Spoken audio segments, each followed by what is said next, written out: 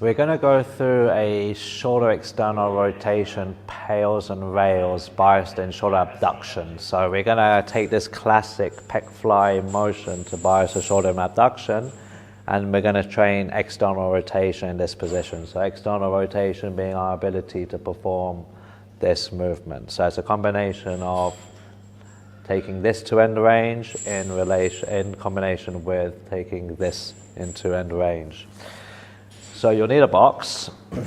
You may want to use a yoga block, especially if you know you have a good degree of external rotation.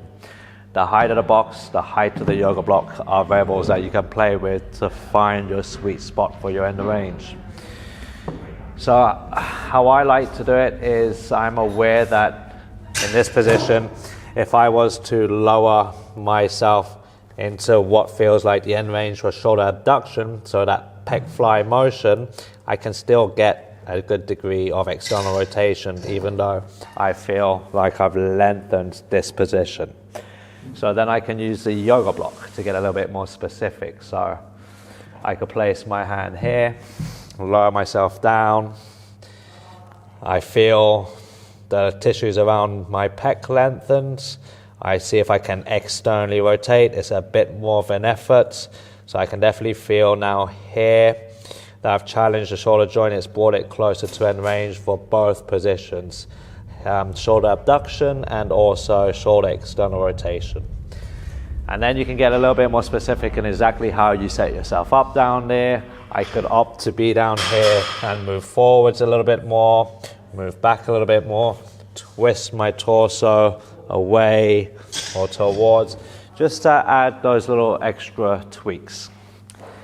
Once you've found your setup, the PAILS is going to be to rotate in to the box or the block, okay? So as you do this, think your primary action is to try to do this as best as possible. So as you're trying to internally rotate into the box, you also want to be mindful of not letting the elbow come out of position. So a common error I tend to see is as people create the PAILS and they rotate in, this comes off the box. So keep that pin down, produce this movement as best as possible from your shoulder joint. And then the rails will be the opposite. You're trying to externally rotate as best as you can without trying to pull the arm back or the elbow off. Okay, there's nothing wrong with that, but that would make this an exercise which is, if you combine it with pushing into the box for the PAILS and rotating in, it's a combination of internal rotation with shoulder adduction and the rails external with abduction. Here we're just trying to isolate the rotation from the linear movement, but there's no reason you can't do the two in combination as well. So I'm going to run through an example set. So I've set myself up, assuming I've held this passive stretch for in around 2 minutes. I'm now going to take a good brace, and I'm going to solidify, and then I slowly build up the PAILS contraction. So I'm thinking rotate down into the box, and I start at 20, build to 40, 60, assessing how things feel, assessing my capacity, deciding where to stop. Once I've got to my safest, greatest effort, I'll hold for 20.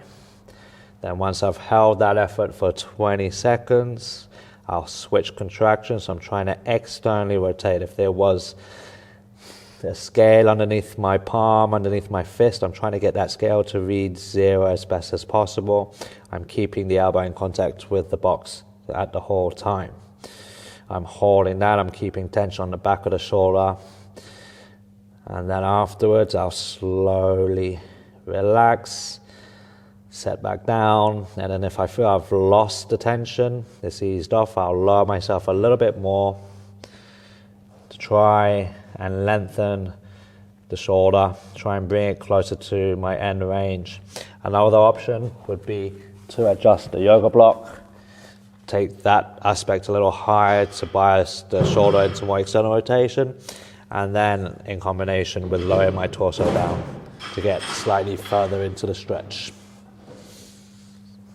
So just to recap, this was a PAILS and rails set, isolating internal and external rotation by having the shoulder biased in a pec fly position. So this pec chest position, pec stretch position. It can also be done in combination with the linear contraction of, for the PAILS, pushing down as if you were doing this, and then for the rails, pulling away, lifting off as well. So there are a few options on how you can approach this exercise.